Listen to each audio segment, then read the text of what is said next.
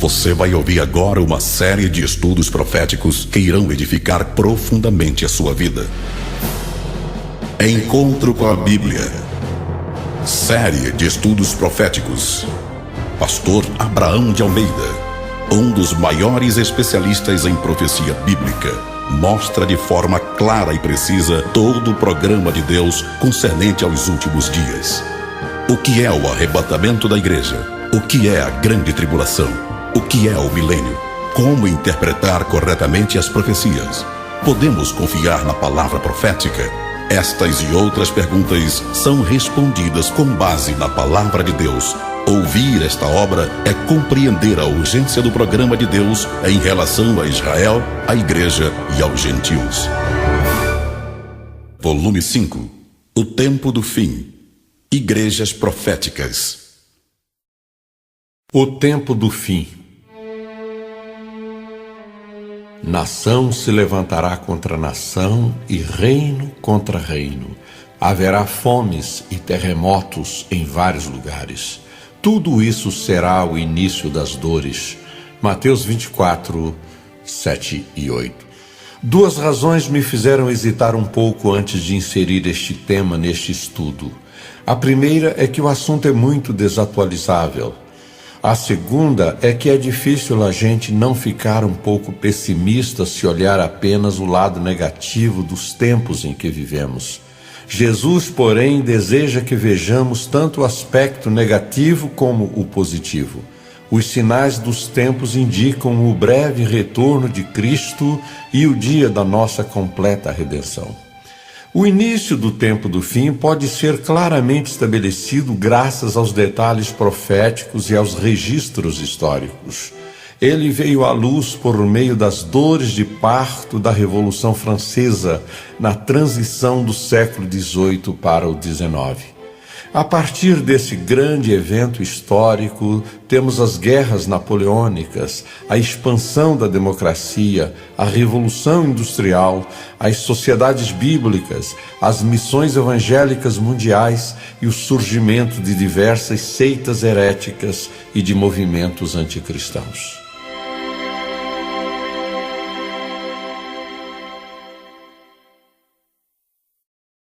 Sinais nos astros. Em Lucas 21, 25, Jesus afirma: haverá sinais no sol, na lua e nas estrelas. João apóstolo, em Apocalipse 6, 12 a 13, diz: observei quando ele abriu o sexto selo. Houve um grande terremoto. O sol ficou escuro como tecido de crina negra. Toda a lua tornou-se vermelha como sangue, e as estrelas do céu caíram sobre a terra, como figos verdes caem da figueira quando sacudida por um vento forte. É notável como a história registra eventos envolvendo os astros referidos por Jesus e por João na mesma sequência em que lemos na Bíblia. No dia 19 de maio de 1780, em toda a região da Nova Inglaterra, Estados Unidos, o sol escureceu-se tanto a partir das 9 horas da manhã que as galinhas voltaram para o galinheiro e as pessoas tiveram que acender a luz dentro de suas casas. O fenômeno durou todo o dia e por volta das 6 da tarde a lua surgiu no firmamento vermelha como sangue. Nem é preciso dizer que o fenômeno provocou rápido despertamento espiritual, com o povo perguntando se aquilo era um sinal da volta de Jesus. Mais tarde, em 1833, na mesma região dos Estados Unidos, ocorreu o maior fenômeno de estrelas cadentes já registrado.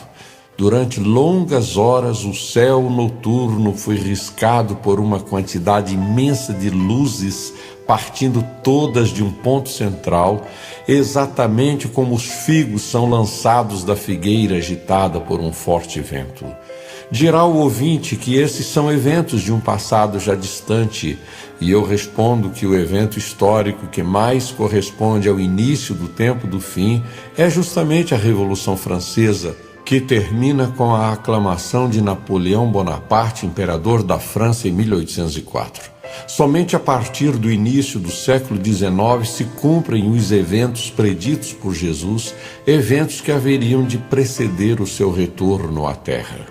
Notemos ainda que a passagem de Apocalipse fala de um grande terremoto que haveria de preceder os sinais nos astros. Esse terremoto foi, sem dúvida, o grande terremoto de Lisboa, que teve início no dia 1º de novembro de 1755, dia de Todos os Santos, e só terminou em 31 de dezembro daquele ano. Do alto de um dos castelos da capital portuguesa, pude ter uma ideia da vasta área da cidade que fora totalmente destruída. Vale a pena ler aqui parte do discurso de Rui, proferido por ocasião das comemorações no Rio de Janeiro do centenário de Marquês de Pombal. Abro aspas. A cabeça da grande Lusitânia vacila, como se a embriaguez do misticismo devoto a sacudisse no delírio de uma visão de Apocalipse. As abóbadas dos templos confundem sob as mesmas ruínas as imagens e os crentes, a hóstia e os levitas, o sangue dos fiéis e o da vítima incruenta. As ruas sucram-se em abismos, os palácios desabam trovejando, a casaria esboroando-se numa sucessão infinita de fragores indizíveis, desaparece na voragem, na confusão e no incêndio que açoita com as asas rutilantes as trevas desse círculo dantesco.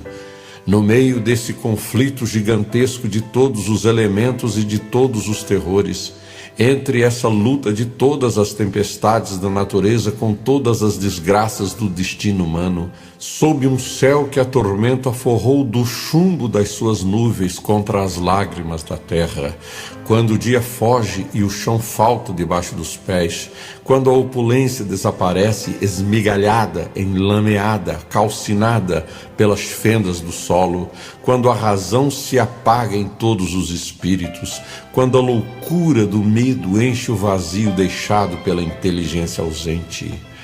Tal imperturbavelmente imóvel através da noite, sobre a cratera acesa do Hecla solitário, quanto a lava entornada queima de redor os campos e destrói ao longe os últimos vestígios da vida, a incomensurável coluna de fogo que se alonga para os céus, indiferente aos mais rápidos ventos, enquanto o bramido formidável do fenômeno subterrâneo parece ameaçar a subversão do mundo.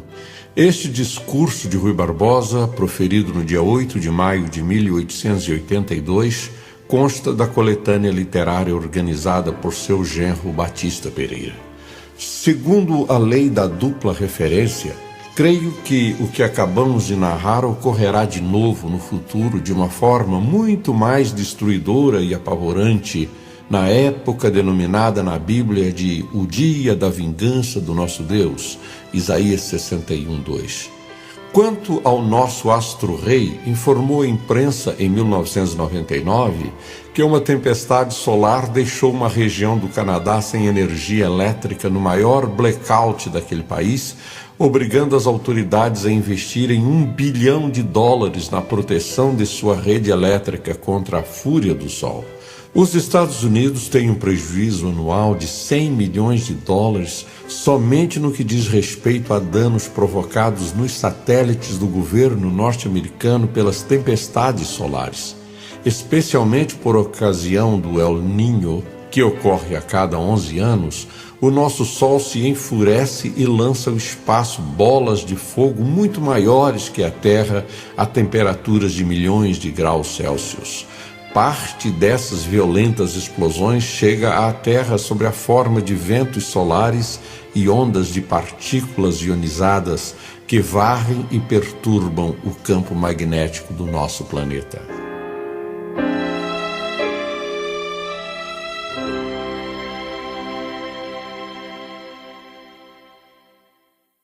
Sinais no mundo físico.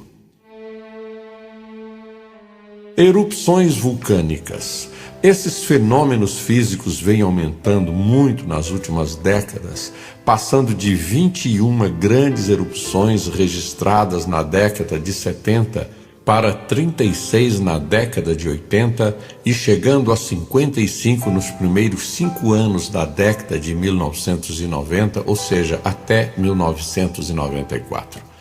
Algumas dessas erupções de grande porte causaram espanto pelo fato de partirem de vulcões adormecidos há décadas ou séculos que de repente entraram em atividade, como é o caso do Monte Santa Helena, no estado de Washington, Estados Unidos, que estava inativo há mais de 175 anos e acordou na manhã de 18 de maio de 1980 como a maior erupção da história dos Estados Unidos.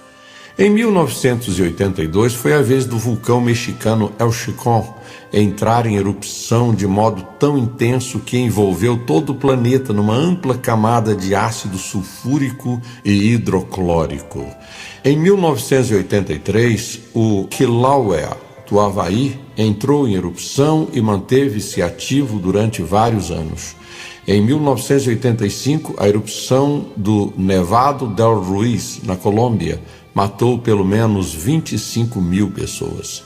Depois de mais de 600 anos de inatividade, o Pinatubo, nas Filipinas, acordou em junho de 1991 e se tornou a segunda maior erupção vulcânica do século XX, matando cerca de 800 pessoas e lançando tanto material na atmosfera que circundou o globo em 3 semanas e cobriu 42% do planeta 2 meses depois da erupção. O Pinatubo, segundo os cientistas, provocou muitos distúrbios na atmosfera, ocasionando, entre outras calamidades, o rigoroso inverno da Nova Zelândia em 1992, os violentos furacões daquele ano, como o Iniki e o Andrews. Este último destruiu 63 mil residências nos Estados Unidos e passou bem próximo de minha casa, bem como as chuvas torrenciais que alagaram o meio-oeste dos Estados Unidos em 1993.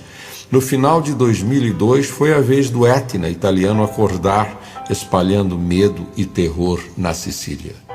Alguns estudiosos afirmam que há uma correlação entre o deslocamento dos polos magnéticos e as explosões solares com a frequência das erupções vulcânicas. Entre 1850 a 1950, os polos magnéticos deslocaram-se em média 2 milhas por ano, ao passo que a partir de 1950, quando recrudesceu a atividade vulcânica, o polo norte magnético se deslocou mais de 200 milhas, com um aumento de 400% de declinação. Terremotos. É assustador o aumento do número e da intensidade dos terremotos nos últimos anos, revelando que estamos vivendo na época predita por Jesus. Durante o século XIX, ocorreram 41 grandes terremotos que mataram um pouco mais de 350 mil pessoas. No século XX, até maio de 1997, já haviam ocorrido 96 grandes terremotos que provocaram a morte de mais de 2.150.000 pessoas. Especialmente no Oriente Médio, que tem sido palco de grandes cumprimentos proféticos, salienta-se o aumento dos terremotos. Dividindo-se os primeiros 80 anos do século XX, na primeira metade ocorreram 974 terremotos na região, ao passo que nos 40 anos seguintes ocorreram 3.572 terremotos. Em fevereiro de 2001, os repórteres da rede noticiosa norte-americana CNN comentaram que o século XXI havia começado com grandes tragédias, pois em apenas 15 dias haviam ocorrido em todo o mundo 8 grandes tremores, todos com categoria acima de 5,5 na escala Richter. Entre esses terremotos, 2 em El Salvador, com milhares de vítimas, e um na Índia, que ceifou cerca de 150 mil pessoas e deixou mais de 1 milhão desabrigados. Furacões. De 1900 a 1949, ocorreram 12 furacões no mundo, com um total de 61.874 vítimas fatais. De 1950 a 1996, ocorreram 77 furacões que provocaram a morte de 1.069.797 pessoas. Um único furacão que atingiu Bangladesh em 30 de abril de 1990 causou a morte de 139 mil pessoas. Inundações. As grandes inundações estão ocorrendo cada vez mais a miúde em todas as partes do mundo, acarretando a destruição de cidades e vilas, perdas agrícolas, doenças e mortes. Segundo o Almanaque Mundial, durante todo o século XIX ocorreram 3 grandes inundações em que morreram cerca de 938 mil pessoas. No século XX, até agosto de 1996, já haviam ocorrido 82 grandes inundações em diversos pontos do globo, as quais mataram 4.072.000 pessoas. É extraordinário o aumento do número de inundações nas últimas décadas do século XX. De 1900 a 1939 ocorreram 10 tragédias desse tipo, enquanto que nos 40 anos seguintes tivemos mais de 40. O profeta Isaías fala de um tempo em que a terra seria quebrantada, fendida e totalmente abalada. A terra vacila como um ébrio, oscila como uma choça ao vento. Tão pesada é a culpa da sua rebelião que ela cai e jamais se levantará. Capítulo 24, versículos 19 e 20. O apóstolo Paulo também fala das angústias da terra por causa do pecado. Diz ele: a ardente expectativa da criação aguarda a revelação dos filhos de Deus, pois a criação ficou sujeita à vaidade, não por sua vontade, mas por causa daquele que a sujeitou, na esperança de que também a própria criação será libertada do cativeiro e da corrupção para a liberdade da glória dos filhos de Deus. Sabemos que toda a criação geme como se estivesse com dores de parto até agora. Romanos 8, versículos 19 a 22. Finalmente, uma das razões por que os juízos divinos hão de vir sobre o homem é a destruição da terra que este homem vem sistematicamente realizando mediante a produção irrefreada de todo tipo de poluente e uma contínua agressão ao meio ambiente. Apocalipse 11, 18.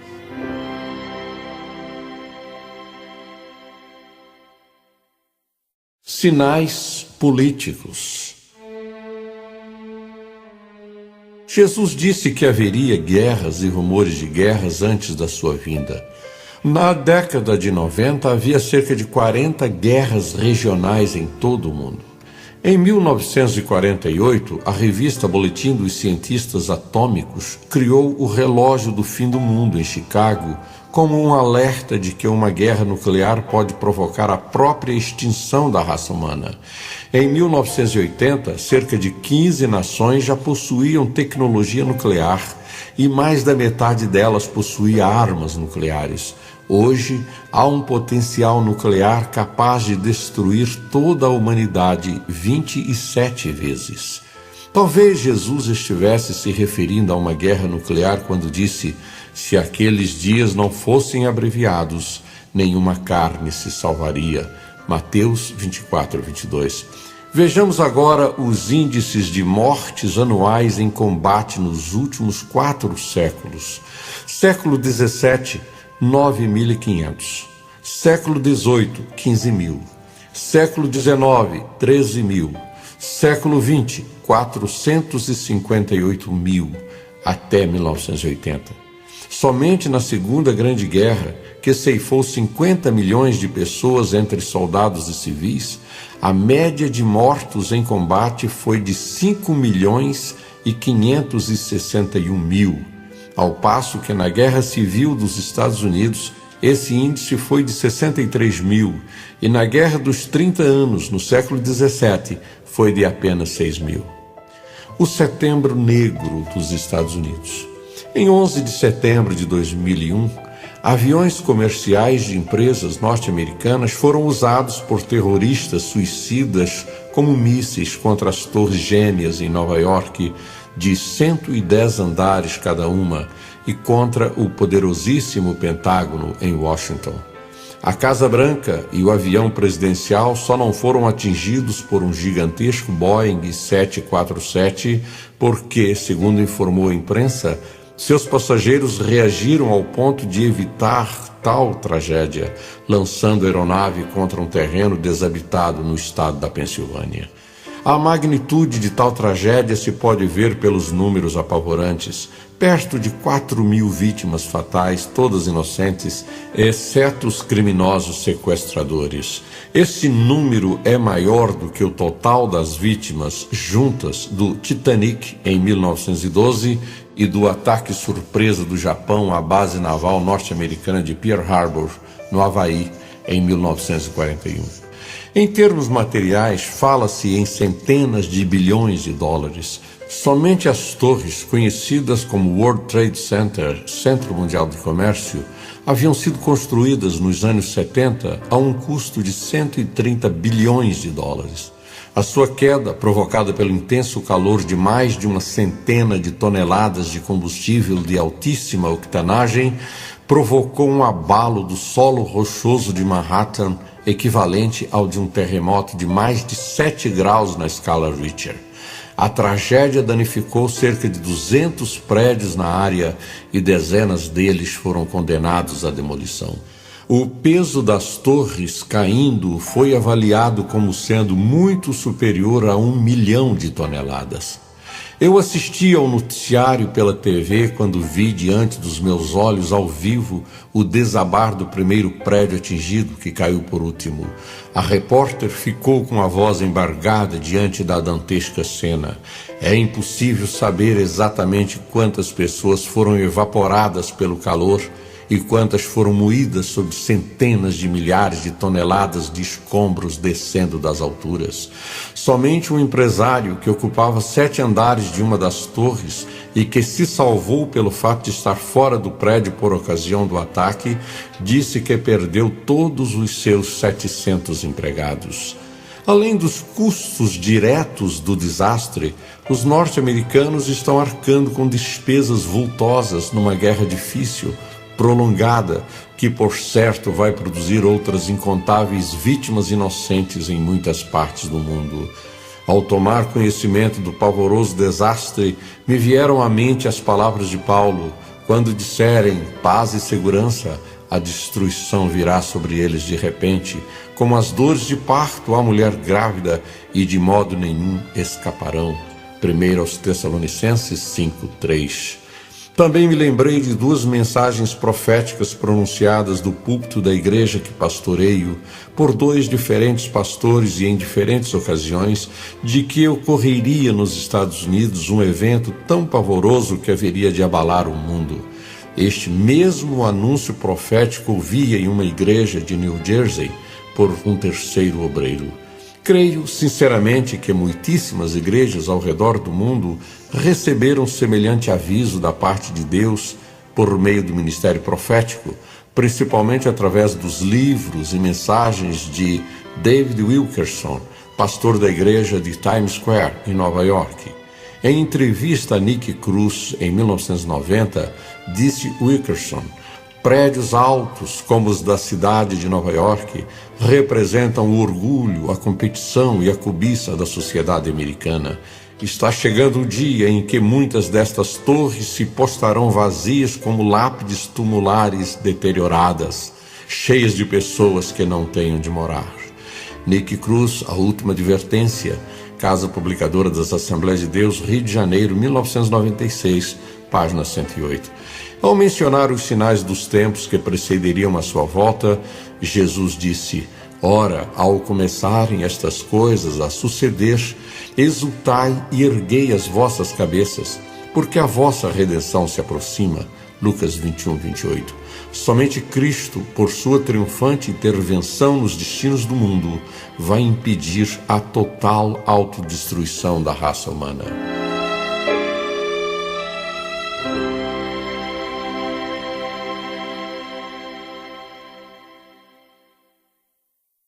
Sinais éticos sociais. O aborto. Entre os muitos sinais éticos sociais, desejo salientar o do esfriamento do amor materno, refletido no altíssimo número de abortos provocados em todo o mundo, que em 2000 já ultrapassava a casa dos 50 milhões anuais. No para-choques de um automóvel na Flórida, li o seguinte: o lugar mais perigoso para se viver na América é no ventre de uma mãe. A tragédia do aborto não destrói apenas uma vida inocente que não pediu para ser gerada. Atinge também os pais, como é o caso dramático contado por uma parteira relacionado com uma senhora de 30 anos. Abro aspas. Com um golpe de sangue coagulado é expelido um bracinho de uma criança de aproximadamente 5 meses. Irmã superiora, prepare tudo para a operação até que venha o médico. Se ainda houver algo que fazer, será somente através de uma intervenção cirúrgica. Foi uma noite terrível, a mais horrível da minha vida, e alguns dias e noites apavorantes se seguiram. Mas eu gostaria que todos os que alguma vez foram levados pelo diabo a pensar em aborto pudessem participar. Uma parteira está acostumada com muitas coisas: gemidos e gritos, medo e dor, sangue e pavor. Onde outras mulheres desmaiam há muito, a gente tem que ficar e fazer seu trabalho quieta, firme, dura, como se não houvesse nada vivo sob as mãos e um coração que participa. Mas um fim como o desta mulher de 30 anos eu não gostaria de ver novamente. O relógio da torre bateu 12 vezes na quieta, abafada noite de verão. O dia havia sido muito quente. Todas as janelas estavam abertas para deixar penetrar o ar da noite. Normalmente os doentes gostam de escutar as batidas do relógio, mas agora a mulher se ergue, olha para a porta com os olhos cheios de terror. Seu olhar é cada vez mais fixo e apavorado. Aparece nele o pavor da loucura, o cabelo se eriça. Com um pulo quer saltar da cama, ir para a janela aberta, jogar-se para fora. Embora! Vá embora! Gemem os seus lábios pálidos. A testa está cheia de suor frio. Conseguimos segurá-la com o máximo de força. Agora ela se esconde debaixo da coberta, grita e geme em medo e pavor. E não há nada, nada. Nenhuma sombra, nenhum raio de luz. O ambiente está em quieta penumbra. Acendemos a luz, mas ela grita ainda mais no seu sofrimento. Apagamos completamente as luzes, então aí mesmo o pavor toma conta dela. Finalmente usamos a seringa. Na guerra, as enfermeiras recebem bastante liberdade neste assunto. Nós não gostamos de fazê-lo, mas não é possível segurar durante horas uma mulher. Já estamos no fim das nossas forças. Não podemos enfrentar as figuras do delírio, pois não sabemos como elas surgem. Ela não reage a nenhuma ponderação. Durante algum tempo ela fica deitada, esgotada como morta. Seu rosto parece cera e está encurvado como de uma mulher de 70 anos. Então o pavor surge de novo e ela começa a falar. Agora eles estão voltando, um após outro. 1, 2, 3. Este já está grande, quase completo. 4, 5, este ficou bem pequeno. 6, 7, 8, a cabeça deste foi arrancada, agora ele a leva na mão. 9, 10, deste faltam as pernas, ele se mexe, cortado ao meio e sangrando. 11, 12, e agora um braço e uma perna. Onde está a tua cabeça, os outros membros? Por que vocês não têm olhos? Não têm olhos? De repente ela puxa a coberta e cobre o rosto. Não, não, não, vão embora, vocês não têm direito de viver. E fica deitada, esgotada. Depois de algum tempo ela recomeça. Vocês estão ouvindo o que eles falam? Vocês ouvem? Não podemos ver a luz eterna. Não podemos ver a luz eterna. Dá-nos teus olhos, mãe. Tu nos tiraste os nossos. Dá-nos teus olhos. Vocês estão ouvindo? Lá, ali, 1, 2, 3. Novamente a apavorante contagem até 13. A pobre mulher gritou e gemeu durante 3 dias e 3 noites. Nem mesmo as mais fortes doses do mais forte analgésico conseguiram levá-la ao descanso, a períodos maiores de tranquilidade. Sempre de novo ela via aproximar-se os seus 13 filhos assassinados no ventre materno, com seus lamentos, acusações e pedidos. Ela não ficava consciente a ponto de permitir que se tentasse levá-la ao arrependimento, à volta a Deus, a ponto de se poder tentar libertá-la deste terrível pavor, mostrando-lhe a misericórdia e bondade de Deus. E também não conseguia morrer de tanto medo e pavor. As irmãs, os outros doentes, até o médico, aos poucos perderam o controle diante deste quadro. O sacerdote também não havia podido fazer nada. Depois de 4 dias, repentinamente ficou calma, pelo menos aparentemente. Avisamos novamente nosso sacerdote, mandamos buscá-lo. Ele veio. Após as primeiras palavras, ela o interrompeu. São 13, sim. Não precisa perguntar nada.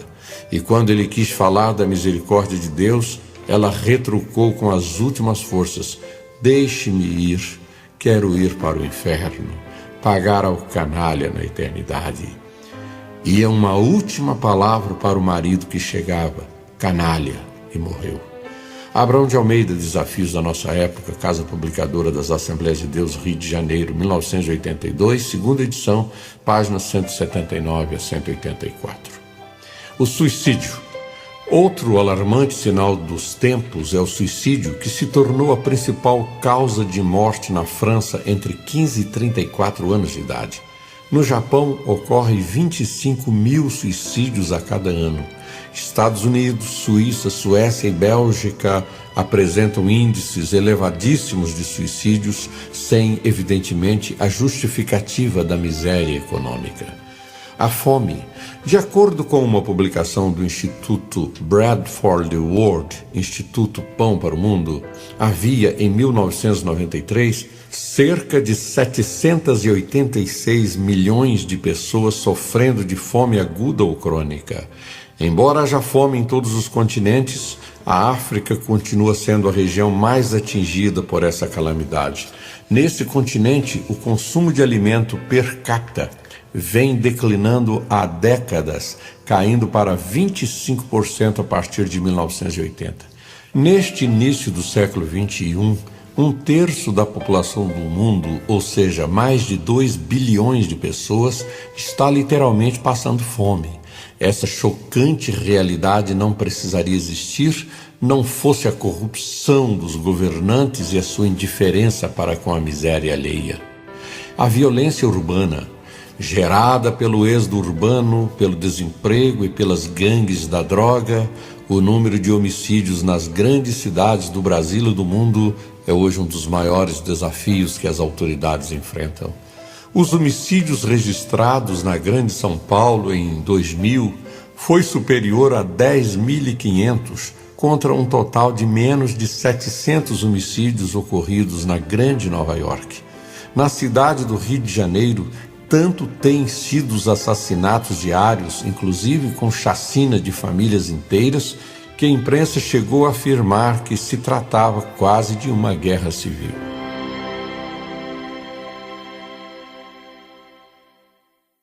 Sinais espirituais. Dentre os sinais espirituais que prenunciam o breve retorno de Cristo está, por um lado, a apostasia, representada hoje pelo Concílio Mundial de Igrejas, organização que reúne centenas de denominações cristãs, e, por outro lado, a expansão do Evangelho em todo o mundo. A par desses grandes sinais, falsos cristos e falsos profetas surgem em várias partes do mundo. Somente em Los Angeles há cerca de 400 falsos cristos.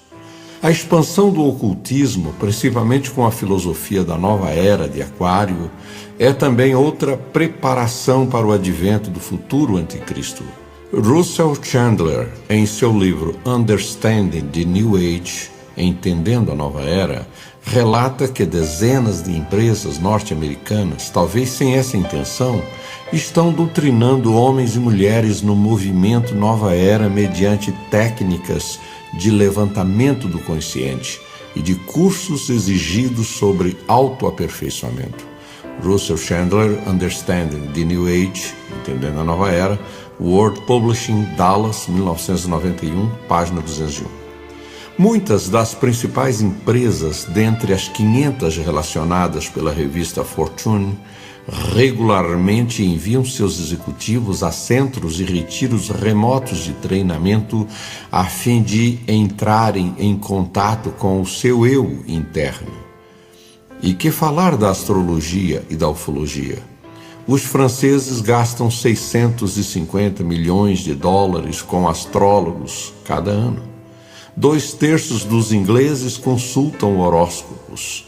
18 milhões de alemães seguem a astrologia. Na região da Indochina, estandartes astrológicos são exibidos em procissões. Há uma federação de astrólogos no Japão com 200 mil filiados. Um congresso de ufologistas realizado no Chile anos atrás informou que 14 milhões de naves da Confederação Intergaláctica virão em breve à Terra evacuar milhões de pessoas espiritualmente mais evoluídas que escaparão à devastação do nosso planeta. Em Isaías 21, versículos 11 e 12, alguém ansioso pelo raiar de um novo dia pergunta ao profeta, o guarda de Israel: guarda o que resta da noite, guarda o que resta da noite. Baseando-se nesse texto profético da Bíblia, Sidney S. Brewer escreveu o lindo hino que recebeu a música de William Batchelder Bradbury. Guarda, vê se muito falta para o dia alvorecer. Vai a noite ainda alta ou já vem o amanhecer? Viajor, ó sim, desperta ao romper do arrebol. Fica em pé e põe-te alerta, eia, pois, que surge o sol. Guarda, vê a luz nascente anunciando o jubileu. Alça a voz alegremente, faz vibrar o próprio céu. Logo os justos falecidos, imortais ressurgirão, ao soar aos seus ouvidos o clarim da redenção. Guarda, vê a terra linda, frutos, flores sem rival, vê o rei em glória infinda, vê o mar como um cristal, ouve as harpas, que harmonia, ouve as hostes a cantar, peregrino, que alegria, vais em breve para o lar.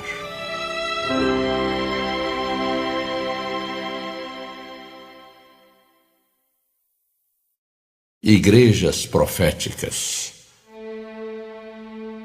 Creio, como muitos outros estudiosos das profecias bíblicas, que as igrejas dos capítulos 2 e 3 de Apocalipse, embora tivessem existência real nos dias do apóstolo João, são proféticas no sentido de indicarem características da Igreja Universal durante determinados períodos da história.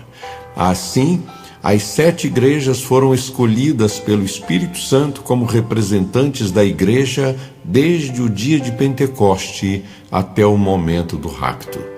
Antes de considerarmos cada uma dessas cartas, é interessante notar certas características a todas elas. Primeiro, os títulos que Cristo dá a si mesmo nestas cartas são os mesmos que aparecem no primeiro capítulo de Apocalipse. Segundo, em todas as cartas lemos: aquele que tem ouvidos, ouça o que o Espírito diz às igrejas. Terceiro, nas últimas 4 cartas, o mandamento para ouvir ocorre depois da expressão ao que vencer, enquanto que nas 3 primeiras aparece antes. Isto coincide com o fato de que nas últimas 4 cartas se faz referência à vinda do Senhor, sugerindo que estas últimas igrejas, com suas respectivas características, permanecerão até o retorno de Cristo. E quarto, finalmente, nota-se que, da parte do Senhor, o elogio sempre precede a repreensão.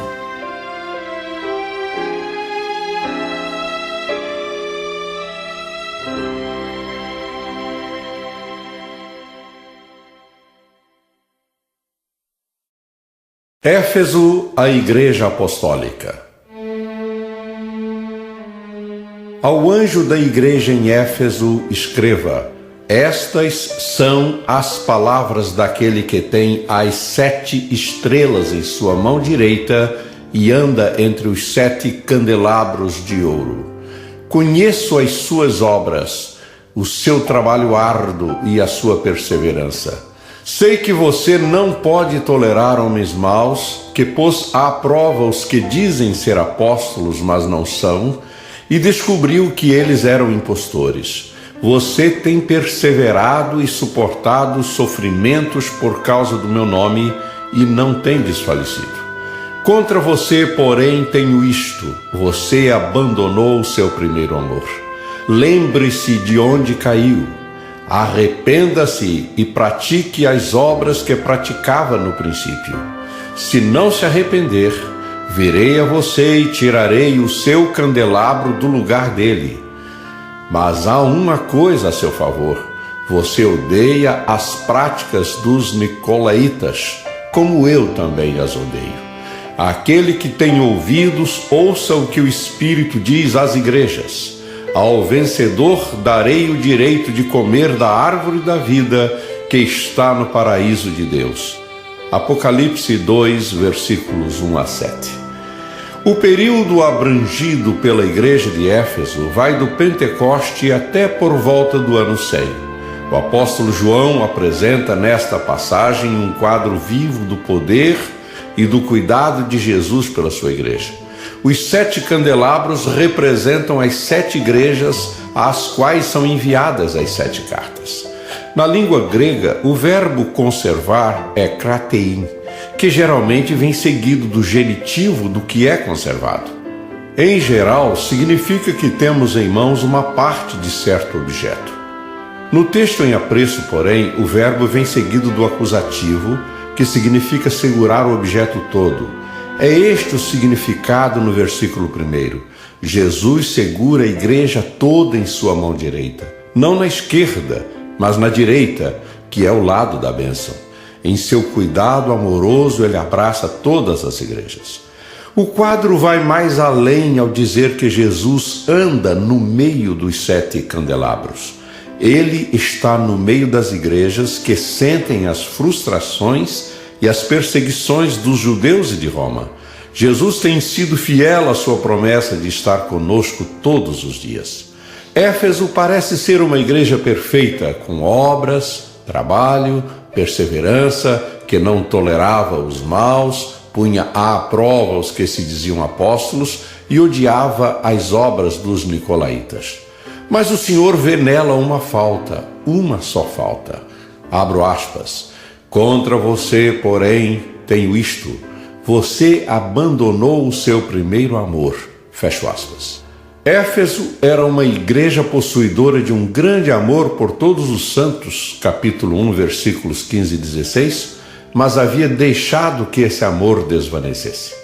A verdadeira vida cristã nunca é estática, ela é sempre dinâmica. Se não crescemos em Cristo, nos estagnamos numa falsa piedade. Para crescermos em Cristo, como diz Paulo aos Efésios, capítulo 2, versículo 17, precisamos estar arraigados e alicerçados em amor. No amor de Deus que faz funcionar a maquinaria da vida e que foi derramado em nosso coração pelo Espírito Santo que nos foi outorgado. O Senhor nunca esquece do primeiro amor do seu povo. Em relação a Israel, ele afirma: eu me lembro de sua fidelidade quando você era jovem. Como noiva, você me amava e me seguia pelo deserto, por uma terra não semeada. Jeremias 2, versículo 2.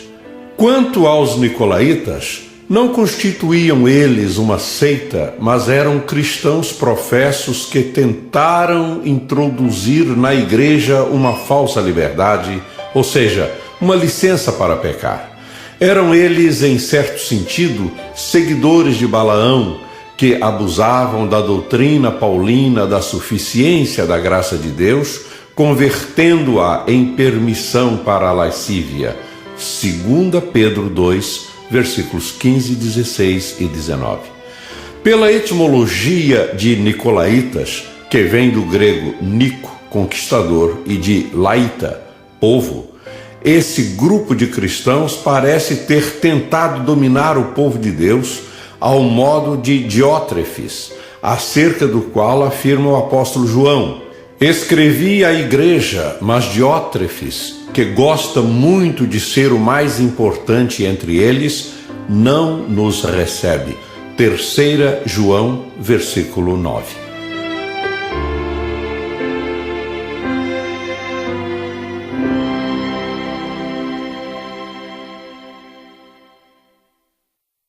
Esmirna, a igreja perseguida. Ao anjo da igreja em Esmirna escreva: estas são as palavras daquele que é o primeiro e o último, que morreu e tornou a viver. Conheço as suas aflições e a sua pobreza, mas você é rico. Conheço a blasfêmia dos que se dizem judeus, mas não são, sendo antes sinagoga de Satanás. Não tenha medo do que você está prestes a sofrer. O diabo lançará alguns de vocês na prisão para prová-los, e vocês sofrerão perseguição durante 10 dias. Seja fiel até a morte, e eu lhe darei a coroa da vida. Aquele que tem ouvidos, ouça o que o Espírito diz às igrejas. O vencedor de modo algum sofrerá a segunda morte. Apocalipse 2, 8 a 11. Na linda cidade de Esmirna, os romanos construíram em 26 d.C.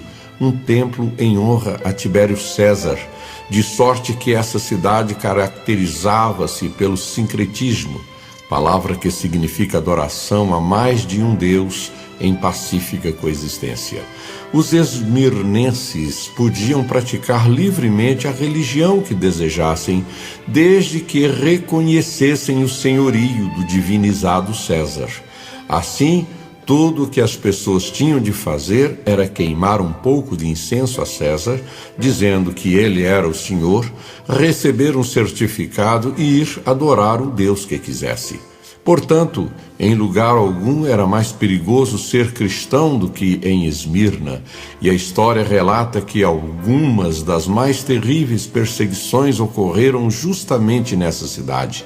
Os cristãos se recusavam a prestar homenagem a César, pois para eles ou Cristo era tudo ou não era nada. Não há, nesta carta a Esmirna, uma só palavra de reprovação. A igreja desse período, que vai de 100 a 313 d.C., suportou grandes sofrimentos em decorrência de pelo menos 10 grandes perseguições movidas pelo Império Romano, dominado pelo paganismo. Aos crentes de Esmirna, Jesus disse que não deveriam temer o sofrimento, pois nada poderia destruir o relacionamento deles com o seu Senhor. Jesus não seria uma fuga das dificuldades, mas um companheiro em meio a essas dificuldades. Se morremos para nós mesmos quando entregamos nossa vida a Cristo, é certo que já não vivemos mais, mas Cristo vive em nós.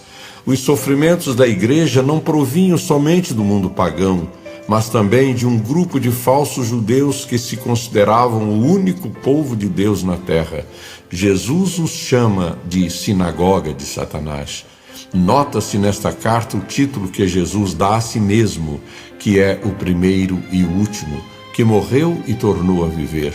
Jesus sabia o que era sofrer e nunca abandonou seus discípulos na provação, mas prometeu-lhes a coroa dos mártires, que é a coroa da vida.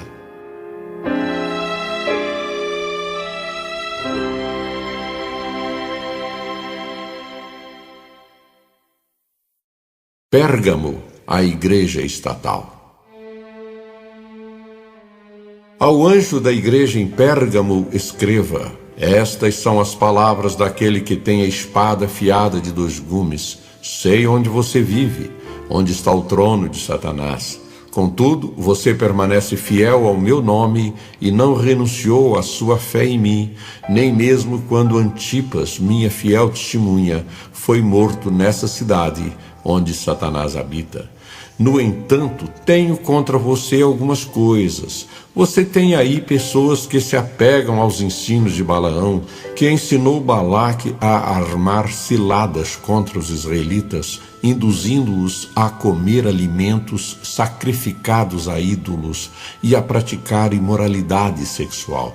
De igual modo, você tem também os que se apegam aos ensinos dos nicolaítas. Portanto, arrependa-se. Senão, virei em breve até você e lutarei contra eles com a espada da minha boca. Aquele que tem ouvidos, ouça o que o Espírito diz às igrejas. Ao vencedor darei do maná escondido. Também lhe darei uma pedra branca com um novo nome nela escrito, conhecido apenas por aquele que o recebe. Apocalipse 2, 12 a 17. Esta carta a Pérgamo descreve as condições da igreja numa época que vai de 313 a 590 d.C., quando os cristãos já não são mais perseguidos, mas ao contrário honrados. Constantino concedeu liberdade de culto aos cristãos e nomeou alguns deles para altos cargos no governo. Convém mencionar aqui a maneira como Constantino disputou o trono de Roma com outro pretendente, Maxêncio, e o derrotou. Afirma-se que Constantino viu uma cruz no céu com a frase "Por este sinal vencerás", e decidiu que, se tornasse imperador, haveria de favorecer os cristãos. Maxêncio, por outro lado, resolveu consultar uma conhecida profetisa pagã a fim de saber qual o resultado da batalha. A Sibila lhe disse que no dia da batalha o inimigo de Roma seria derrotado. Maxêncio interpretou a mensagem favoravelmente, julgando que o inimigo de Roma fosse Constantino. A batalha foi travada, o exército de Maxêncio foi totalmente derrotado e ele mesmo teve o humilhante fim de morrer afogado. O resultado da política imperial foi a aproximação entre a igreja e o mundo, que até então se haviam mantido separados. Nesses novos tempos para a igreja, o bispo de Roma foi aos poucos se tornando cada vez mais importante.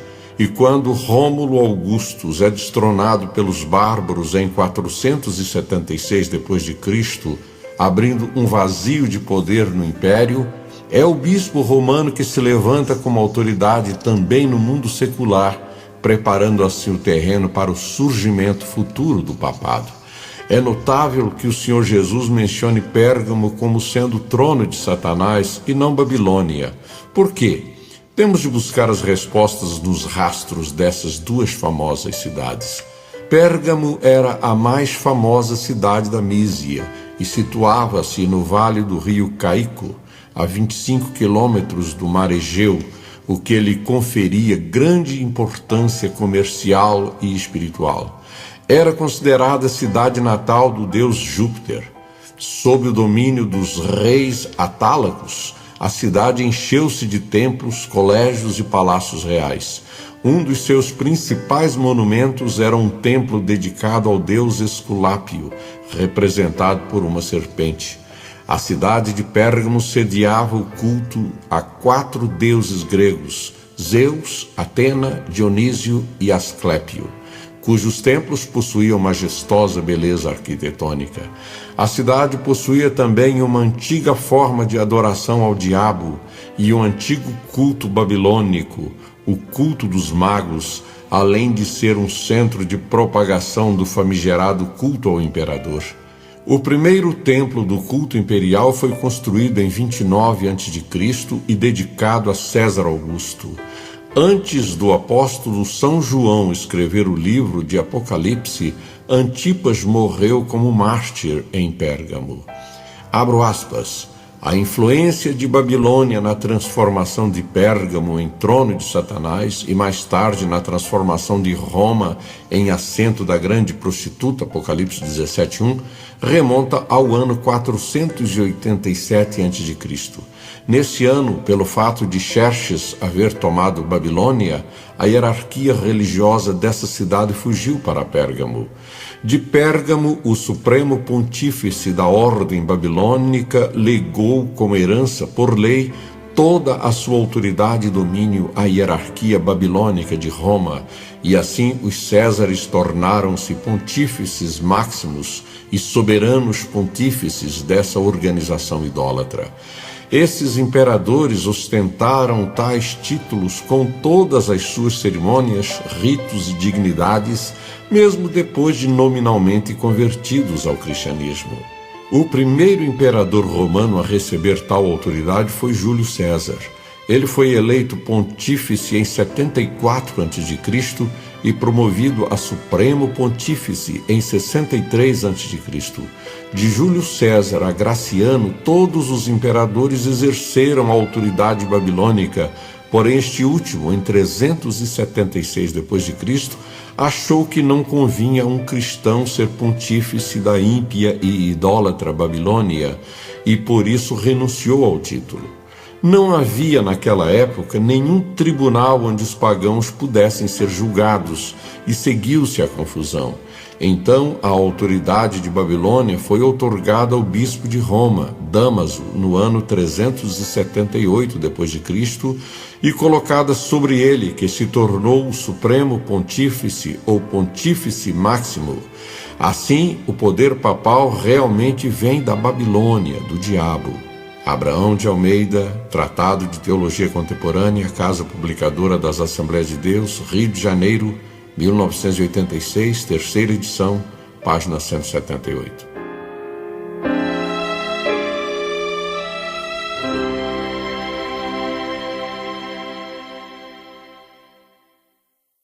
Tiatira, a Igreja Papal.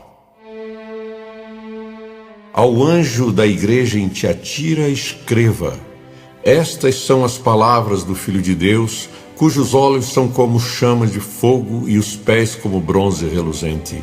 Conheço as suas obras, o seu amor, a sua fé, o seu serviço e a sua perseverança, e sei que você está fazendo mais agora do que no princípio. No entanto, contra você tenho isto: você tolera Jezabel, aquela mulher que se diz profetiza. Com os seus ensinos, ela induz os meus servos à imoralidade sexual e a comerem alimentos sacrificados aos ídolos. Dei-lhe tempo para que se arrependesse da sua imoralidade sexual, mas ela não quer se arrepender. Por isso, vou fazê-la adoecer e trarei grande sofrimento aos que cometem adultério com ela, a não ser que se arrependam das obras que ela pratica. Matarei os filhos dessa mulher. Então todas as igrejas saberão que eu sou aquele que sonda mentes e corações e retribuirei a cada um de vocês de acordo com as suas obras. Aos demais que estão em Tiatira, a vocês que não seguem a doutrina dela e não aprenderam, como eles dizem, os profundos segredos de Satanás, digo: não porei outra carga sobre vocês, tão somente apeguem-se com firmeza ao que vocês têm até que eu venha. Àquele que vencer e fizer a minha vontade até o fim, darei autoridade sobre as nações. Ele as governará com cetro de ferro e as despedaçará como a um vaso de barro. Eu lhe darei a mesma autoridade que recebi de meu Pai. Também lhe darei a estrela da manhã. Aquele que tem ouvidos, ouça o que o Espírito diz às igrejas. Apocalipse 2, 18 a 29. A carta a Tiatira é a mais extensa de todas, e nela o Senhor Jesus invoca a sua qualidade de Filho de Deus, cujos olhos desvendam todas as coisas. Não há nada encoberto diante dele. Tiatira estava situada a cerca de 33 quilômetros a sul-leste de Pérgamo e era a cidade natal de Lídia, primeira convertida do apóstolo Paulo na Europa. Seu nome pode significar sacrifício contínuo. A fase da igreja de Tiatira, que começou em 590 d.C., vai até ao arrebatamento. O surgimento do papado, o afastamento da verdade e a paganização progressiva revelam que Tiatira está hoje personificada no catolicismo romano, surgido de fato no período de Pérgamo. Finalmente, mais duas características de Tiatira. A primeira é que ela pretende ensinar quando deveria aprender. A segunda é que nessa carta se menciona Jezabel, a ímpia filha do rei de Sidom e mulher de Acabe, patrocinadora de uma das piores formas de idolatria em Israel, 1 Reis 16, 30 e 31. Ela introduziu seus próprios deuses, como Baal e Astarote, no culto de Israel e forçou seu marido, Acabe, a executar cerimônias pagãs. A história nos mostra que muitas Jezabéis se têm levantado na história a fim de levar a igreja a afastar-se da sã doutrina cristã.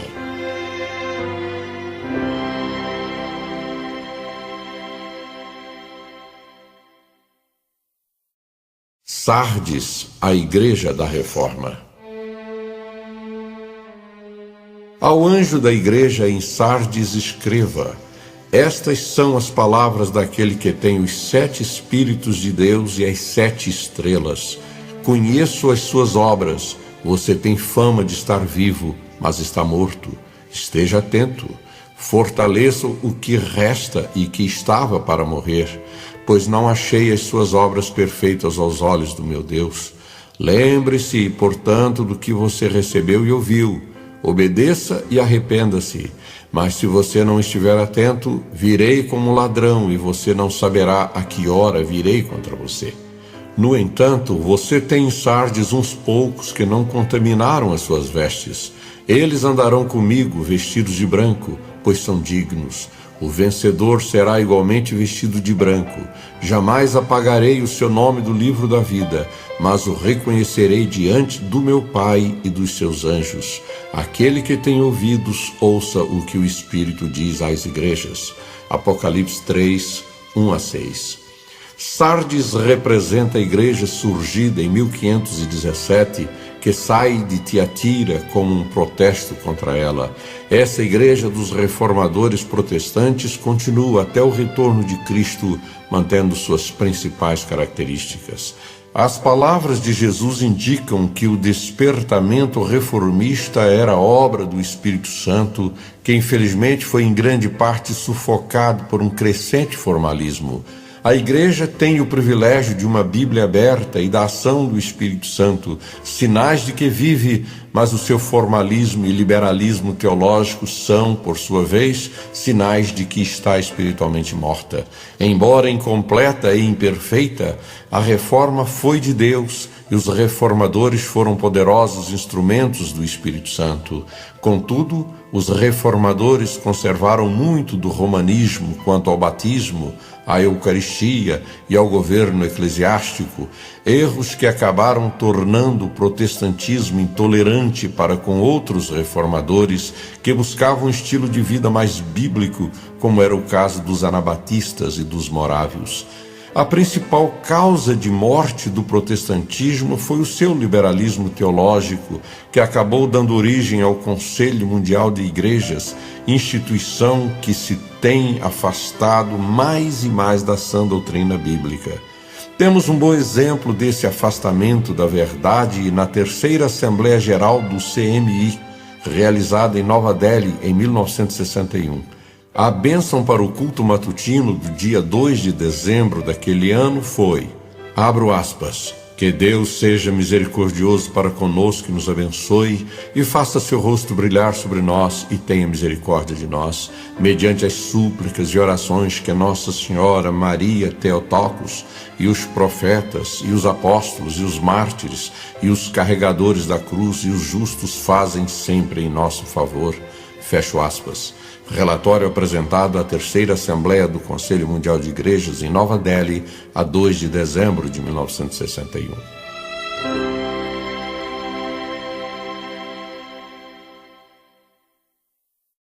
Filadélfia, a Igreja Missionária.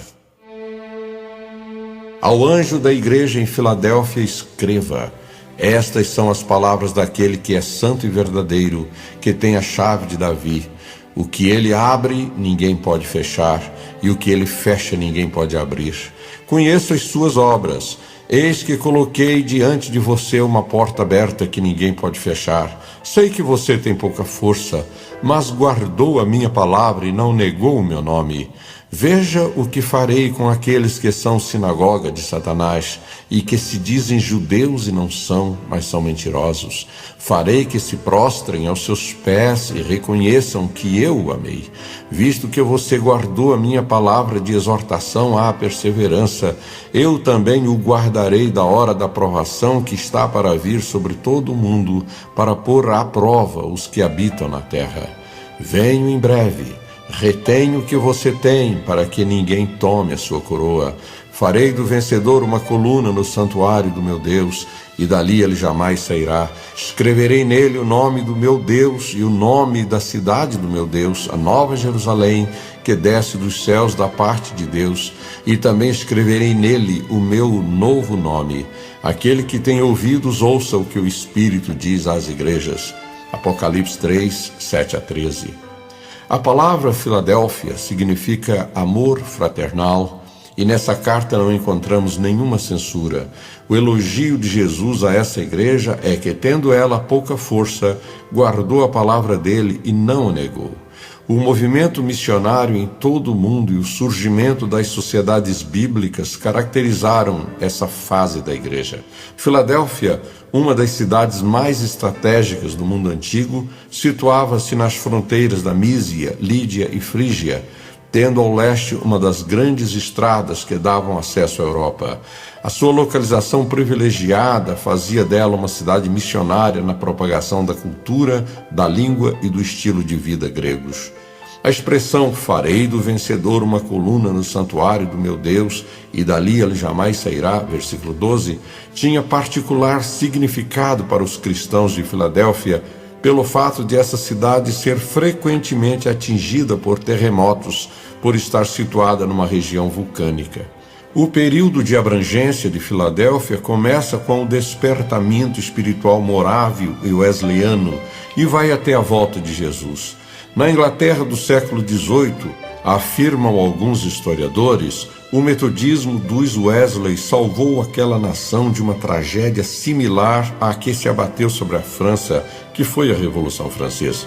Jesus usa nessa carta os títulos divino de santo e verdadeiro, como aquele que personifica a santidade e a verdade. O metodismo nasceu do Clube Santo, de que fazia parte os irmãos Wesleys, e a necessidade de santidade era sua mensagem central. O mesmo se pode dizer dos morávios, que influenciaram John Wesley. Embora o avivamento metodista e morável tenham perdido muito da sua força espiritual, as igrejas que dele surgiram conservam a sua ênfase na santidade, como é o caso da Igreja do Nazareno e, na sua maior parte, as igrejas pentecostais.